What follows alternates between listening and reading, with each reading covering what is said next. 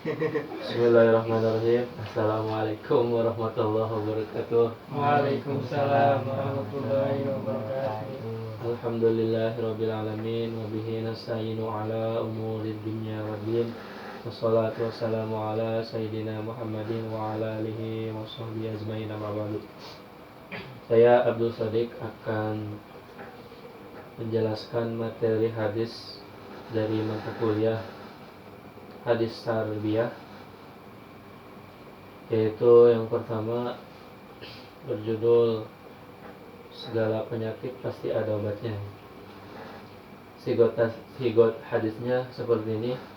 Hadatsuna Muhammad bin Musanna, hadatsuna Muhammad bin Musanna, hadatsuna Abu Ahmad Az-Zubairi, hadatsuna Umar bin Sa'id bin Abi Husain, hadasani Atha bin Abi Rabahin an Abi Hurairah radhiyallahu an Nabi sallallahu alaihi wasallam, ma anzalallahu da'an illa anzalalahu syifaan.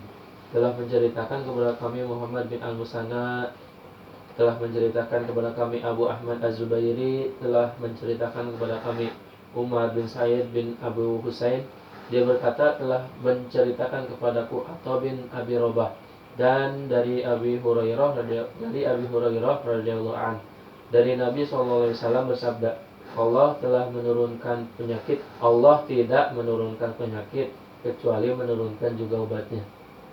Penjelasan dari hadis menurut saya, dari hadis tarbiyahnya, bahwa Allah tidak menurunkan penyakit kecuali menurunkan juga obatnya. Yang pertama,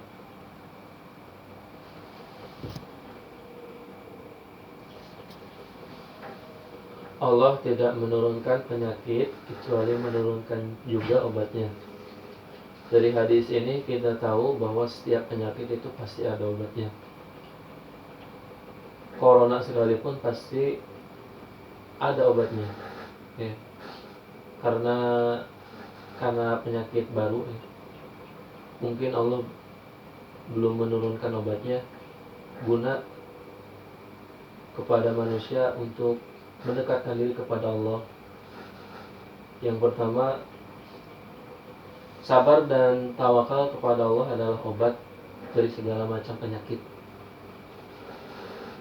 Cerita seorang perempuan yang sedang penyakit ayan menemui Rasulullah untuk didoakan untuk kesembuhan dirinya, dan Rasulullah memberikan dua pilihan. Yang pertama, sembuh dari penyakitnya. Yang kedua, sabar dan balasannya adalah surga. Maka perempuan tersebut menjatuhkan pilihannya untuk bersabar karena balasannya surga. Dan Rasulullah mendoakan perempuan tersebut, jika penyakitnya kembali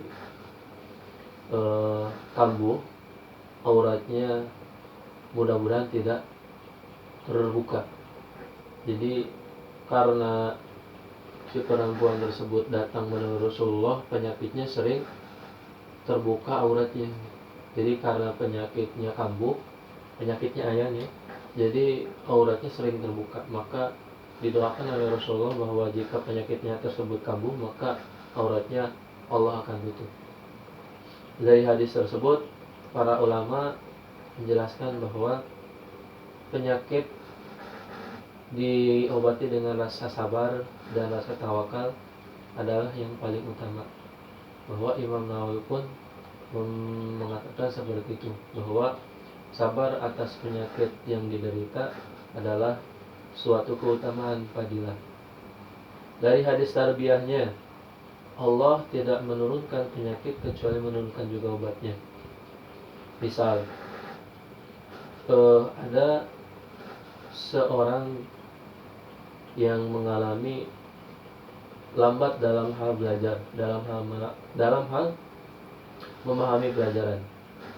Karena dia bersabar terus dan tekun, kebodohan yang dialami orang tersebut laun demi laun, lambat demi lambat akan terkikis karena fadilah bersabar dan terus berjuang.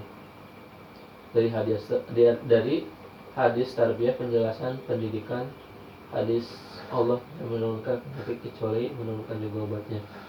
Juga terhadap pendidik, bahwa jika pendidik mengalami kesusahan, ya, saya menjelaskan bahwa penyakit ini seperti kesusahan dalam hal mengajar, bahwa dengan rasa sabar dan tawakal pasrah kepada Gusti Allah, insya Allah kesulitan dalam menyampaikan ilmu-ilmu yang dialami pendidik tersebut, Allah akan segera beri dia kemudahan, beri dia hasil yang selama ini beliau pendidik tersebut telah bersabar dan bertawakal pada Gusti Allah. Juga dalam hal secara ruhani, secara fisik, ya, secara fisik, secara jasmani, bahwa penyakit pun selalu ditemukan obatnya. Entah itu yang penyakit yang mematikan ataupun yang mudah sekalipun pasti ada obatnya.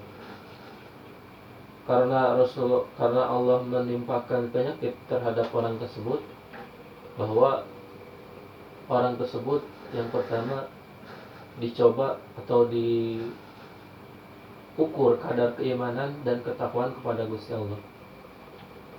Ada cerita bahwa setiap guru mengajar terhadap siswa, mengajar siswanya, di akhir semester dia memberikan tes kecerdasan. Nah, setelah dia dia menjalani tes, dia lulus. Begitupun kita sebagai hamba Allah.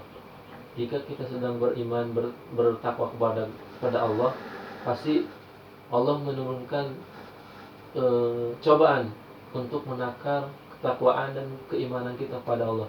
Apakah dengan kita ditimpa cobaan oleh Allah, apakah kita akan masih beribadah kepada Allah, masih takwa kepada Allah? Karena jika penyakit tidak dibarengi dengan sabar, maka disitulah kadar keimanan kita ketika tidak dicoba oleh Allah. Karena kalau kita sedang mengalami penyakit atau sedang sakit, niscaya Allah mengampuni dosa-dosa kita. Karena setiap sabar dalam penyakit itu mengikis dosa, mengkifarat dosa. Setiap saat demi saat dosa kita terkikis karena kesabaran di atas musibah atau penyakit yang Allah timpakan kepada kita. Dari teman-teman ada pertanyaan?